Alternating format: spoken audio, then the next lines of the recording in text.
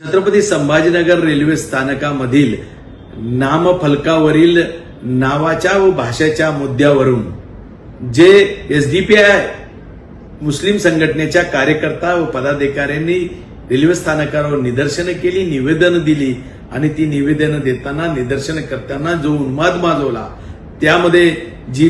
भाषणं केली आणि त्या भाषणामधून जी धमक्या देण्याचं काम त्यांनी केलं आणि हर्षवर्धन केनेकर हा केनेकर यांचा मुलगा असून तो बजरंग दल या आतंकवादी संघटनेचं काम करतो, ही भाषा त्यांनी वापरली. मी निश्चितच सांगू इच्छितो, हर्षवर्धन केनेकर 15 वर्षापासून बजरंग दलचं काम करतो.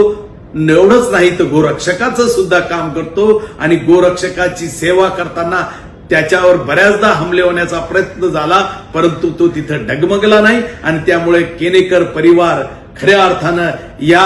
हिंदू संस्कृतीचं रक्षण करण्याकरता कुठेच डगमगत नाही आणि त्यामुळे तुमच्या या पोकळ धमक्याला आम्ही घाबरणार नाही आणि यापुढे या धमक्या देण्याचं काम आपण करू नये, एवढंच आपल्याला सांगू इच्छितो.